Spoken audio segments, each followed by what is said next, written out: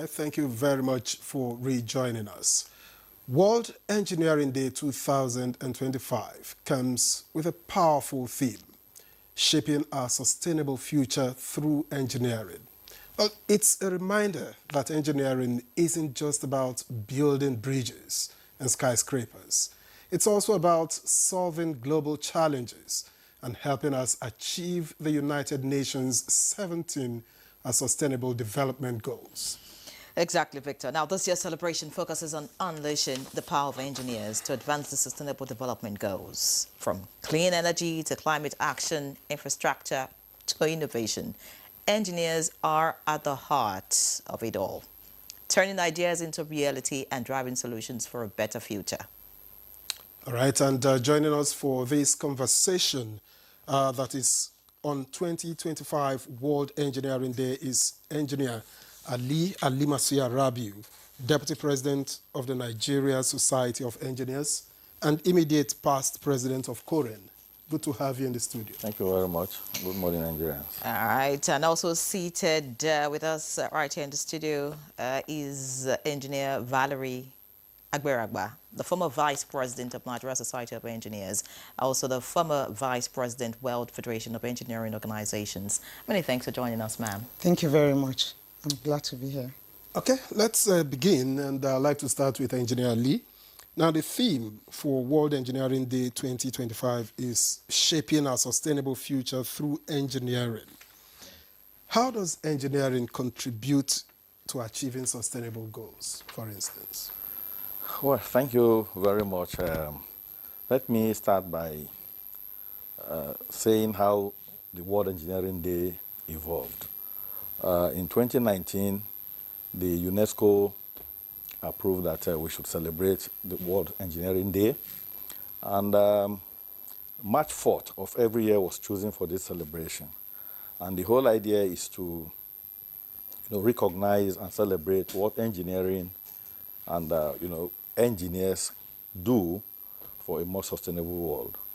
Now, coming to your question on how engineering can inspire, is that what sorry, can I get the question again? Well, I asked how engineering contributes to achieving sustainable Okay, thank you very much. Sustainability There are goals. 17 of the United Nations Sustainable Development Goals, and every one of them has to do with engineering.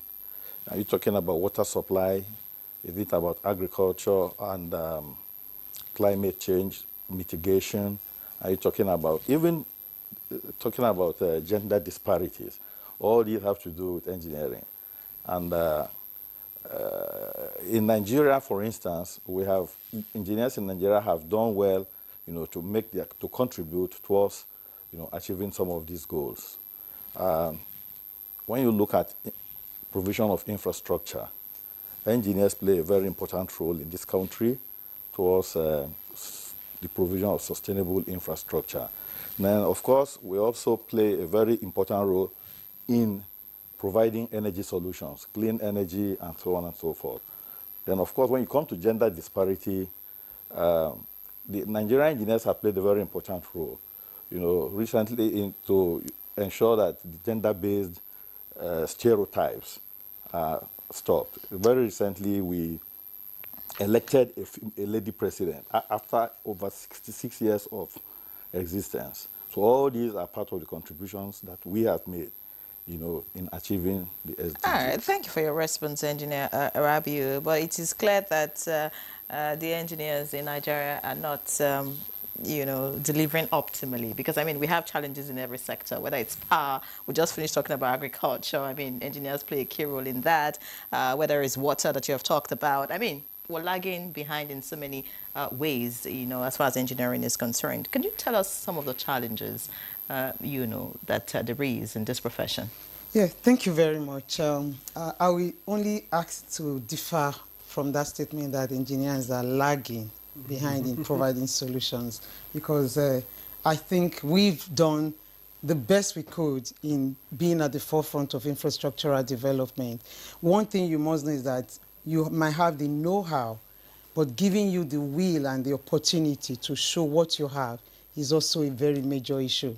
Nigerians do excellently well when they are outside these shores. And most of them were trained in Nigeria. I was trained in Nigeria.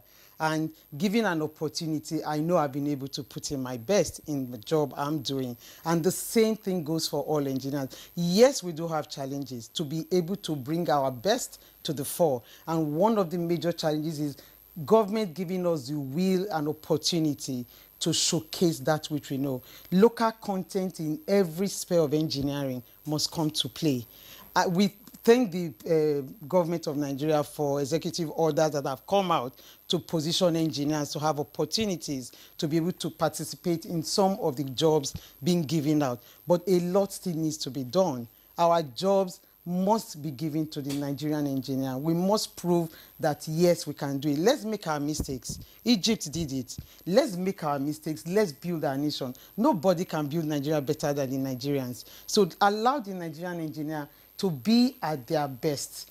Give them opportunities, challenge them, and they will do that. Also financing, reaching available finances to be able to have big companies that can meet up with some of these big jobs that impact on observations that you can say, oh, Nigerian engineers are doing it. The finances also has to be there. There has to be room for people to access finance to do some job. I heard the agric man talking about people don't have access to money to do those agric extension work. When you have a loan interest rate of 25%, how do you want to manage as a Nigerian to go take a loan and want to do mechanization of agricultural processes and all? So a lot of challenges face the Nigerian engineers, but we know that with time we are trying to overcome each one as the day comes by because we are quite resilient and we know that we can do it. So you don't think it's an issue of capacity when it has to do with, you know, sourcing, if you like, engineers, equipment, or whatever it is from outside the country? It's not like Nigerian engineers do not have the capacity to deliver on those jobs, no. Or you think it's just a mindset kind of thing? No, it is not a case of capacity, I can tell you. Nigerian engineers are well trained. Yes, we might say we have issues with the educational system, but a lot is in place. Just like my DP said, the Nigerian Society of Engineers is very interested in capacity building. So it's something we do. Professional development is a continuous thing. So every engineer needs to go through that.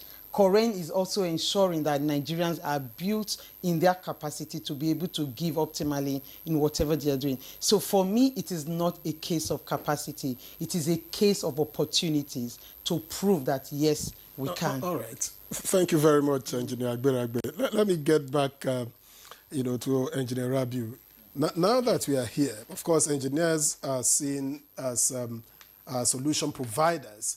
And I'd like to hear from you what engineering challenges or what challenges you think face Nigeria today that require urgent engineering intervention. If you like, I can chip in climate change if engineers can provide solution here. Well, engineers have done well to, provide solutions that can mitigate some of these problems, like the climate change you talked about. Only last year we had a conference that had to do with agriculture and climate change.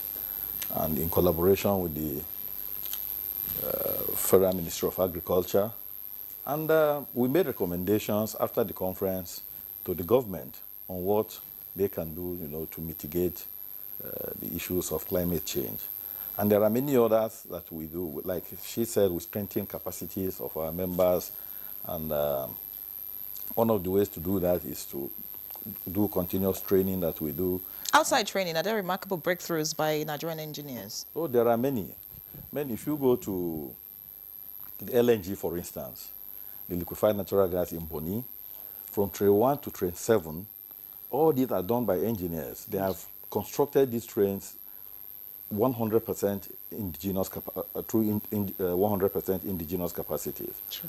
And so many more. But unfortunately, I'm glad that in your introductory remarks, you said engineering was not just about building bridges and houses. But in Nigeria, we always think that engineering is just about building roads, bridges, and houses.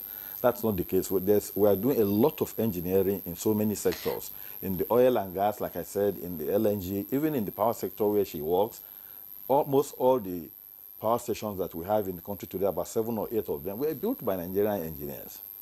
I know that the power station in Geregu in Kogi State was built by one of my brothers was project manager on that project, and many of them delivered. Fantastic. Valerie, engineer Valerie Agbaregba, why a lot of people would want to question the capacity of engineers in Nigeria. He says, oh, well, yeah, we have agreed that it's not about building roads, houses and all that. But we can see that when it comes to those basic infrastructure, I mean, we still have a lot of gaps. I mean, we still hear of building collapses on a daily basis. We still have roads that are constructed and in 6 months they are bad. I mean, so, and then you ask yourself, what exactly is going on, in the engineering sector? Why do we still have these problems? I knew we'll get to building collapse because no discussion goes on without building collapse. But I can assure you that most of the building collapses that we've had in Nigeria, they were not because of engineering capacity failure.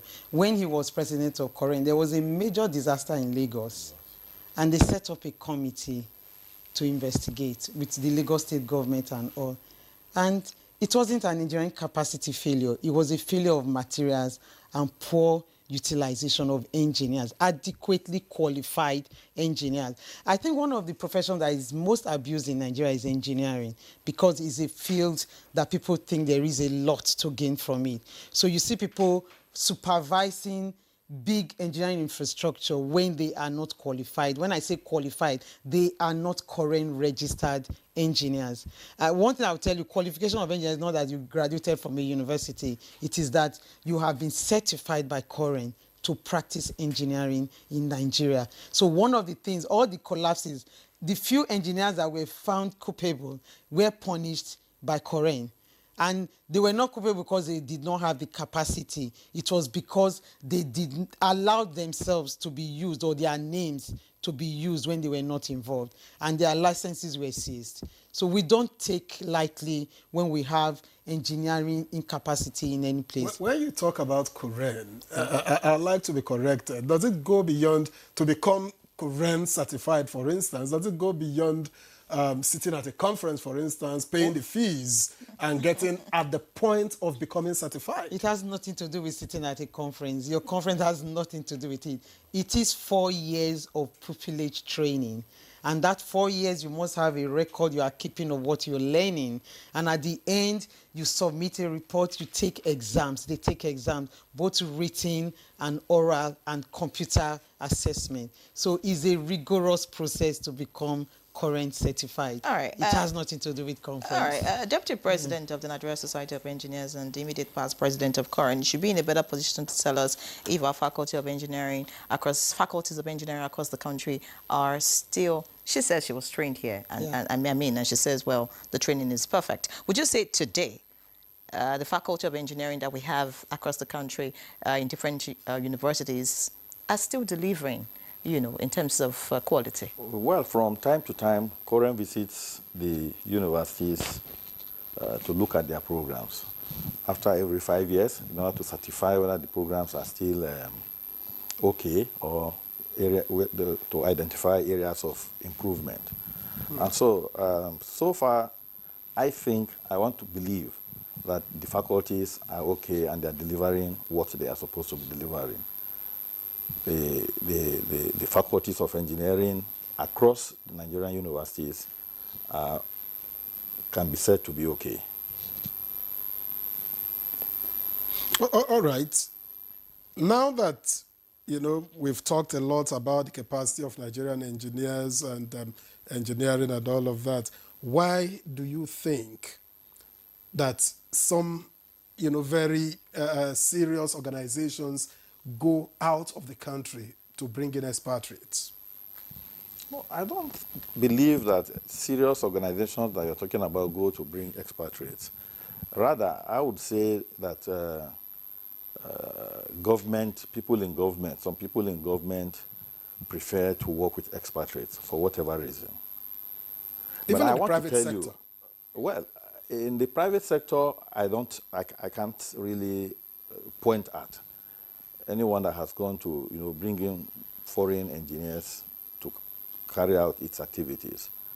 But as for government, I would say yes, they do. For whatever reason, I don't know. But like she said, we continue to advocate to government to patronize our Nigerian professionals, because whatever the foreign engineer can give, we also can give here if we are given the enabling environment. All right. Because of time, we need to round up the conversation. Of course, as a woman, of course, we celebrate Madam Oguntala. That's the NSC president. Yes. Fantastic woman doing really good in the Nigerian Society of Engineers. And of course, you're seated here, another powerful engineer. But how can we develop more women and girls?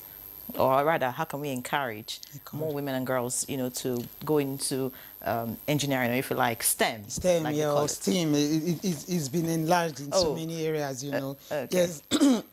Thank you very much. NSC has been doing quite a lot, and in NSC we have a division, Association of Professional Women Engineers of Nigeria, who also is doing a lot in bringing in girls into the STEM education. And we do a lot on exposing them to what engineering is all about, and which is one of the reasons why we're having this World Engineering Day, for people to understand what engineering is all about. The public should see that engineering is actually the solution to most of our problems. So we bring that to the girl child.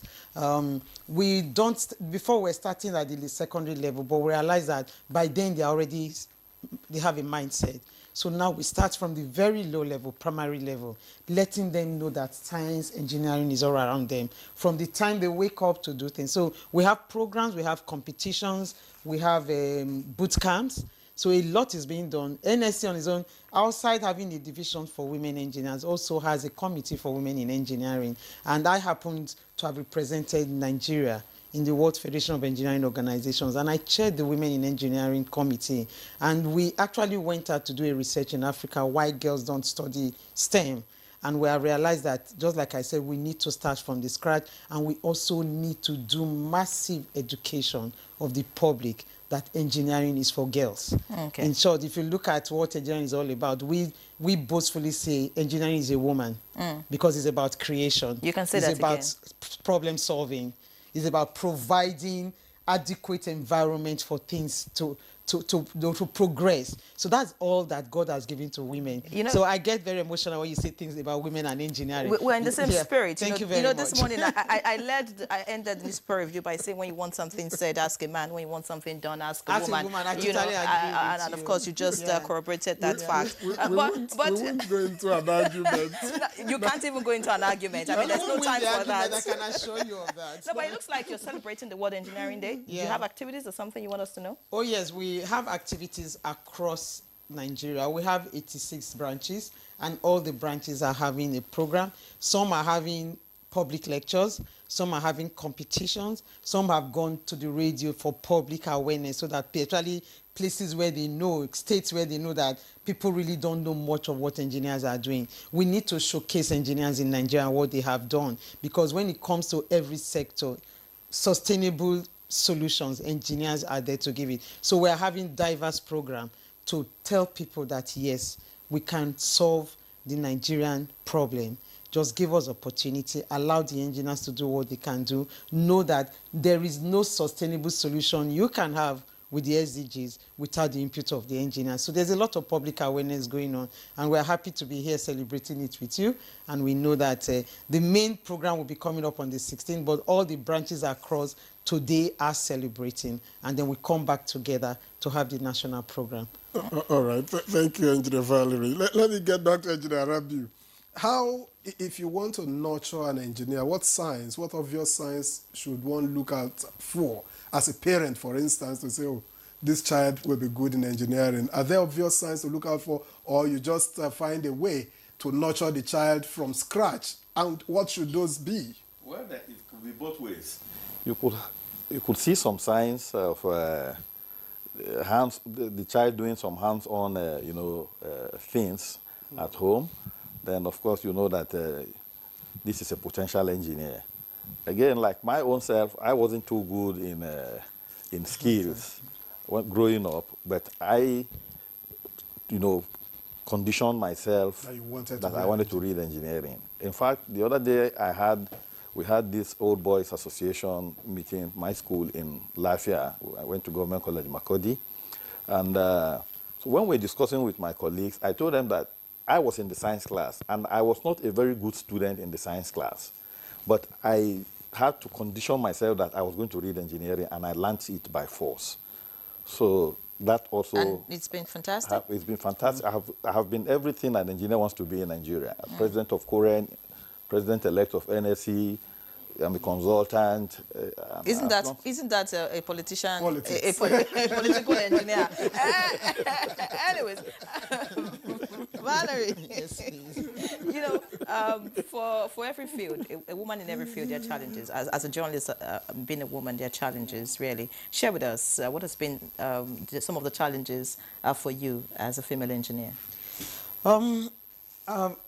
Fortunately, I didn't have too many because I had engineers that understood, and then I'm an advocate for women in engineering, so I couldn't be pressed down where I worked. But the fact is that sometimes there are jobs that you really know you can excel, and they look at the feminine side of you and say, no, you can't do this. I mean, when I was trained in school, we all went to the same laboratory, did the same exam. Nobody saw me as a woman. Now to do the work, you think, oh, she's too feminine, or you're too this. We don't want you to mess up your hand and blah, blah. So that was an issue. People not giving you the jobs that you would love to do and excel and prove yourself. And sometimes you realize that, yes, I want to do this. I really want to get there. But at point in time, all they are looking for is that you are a woman, so you don't get that opportunity to move higher. It's a challenge. People get, okay, I'll give you an example. People get to be project managers as we're growing up, to supervise big infrastructure. But sometimes because you are a woman, they think, oh, your husband will call you when you are there, so you will not be able to do it. Or you're pregnant. Or you're pregnant. That was also an issue. The time of family, your family time was seen as a weakness for engineering, and those were just so very, very wrong. It was in my later stage I started having great opportunities as an engineer, and that because I am an advocate for women in engineering. I'm actually a past president of Association of Professional Women Engineers of Nigeria, so I fight for myself. I'm not fighting in the sense of physical, but I tell you I can do it, give me that opportunity, and I prove myself. Okay. Laziness was not a thing for me. I won't let you go without asking this question, and it's good that you work in the energy sector. Yeah. Now, energy is a major issue, obviously, in Nigeria. So how can engineering solutions improve access to reliable and affordable electricity? Okay, thank you. Most of what we've had in Nigeria has been the gas-fired plants, and then we have a little bit of hydro. And right now, the major solution to our energy access is renewable. Building transmission infrastructure is a very massive and highly financially intensive, right? So now with the renewable energy coming in, and now looking also at climate change and how it affects, there is no better time to deploy renewable energy to places outside our grid. Energy access can only be by renewable energy right now, because so many of our communities are so far beyond the grid, and we don't want them to leave them in darkness. So I am a proponent of renewable energy. To go down to those rural areas, let them have access to electricity. And also this will affect even the agriculture when you deploy renewable for irrigation and other things. So renewable energy for me is the way to go. Is the way to go. All right, 2025 World Engineering Day. Congratulations. Thank you. We hope that you give us venue and time of the celebration. We want to eat cake too. Engineers don't eat cake? We do. I love cake and ice cream. And ice cream. Yeah. Fantastic. So add cake engineering to your portfolio. Oh yes, I love it. All right. Like I said, all the branches are celebrating now, and we'll be having the national one where you would see President Margaret Oguntala being around. I'm sure at that time we'll be cutting the huge World Engineering Cake, and of course with a cup of ice cream for you. All right. You'll be invited. Thank you. All right. I'm going to remember that. Valerie Agberagba, former Vice President of Nigeria Society of Engineers, former Vice President, World Federation of Engineering Organizations, and of course a powerful female engineer. Many thanks for joining us. Thank you very we do much. appreciate you. Of course, many thanks, Engineer Ali Masuya Rabiu, Deputy President of Nigeria Society of Engineers and immediate past President of Korean. Thank you so much and congratulations. Thank you very much. All right. So that's our package on this edition of Good Morning Nigeria.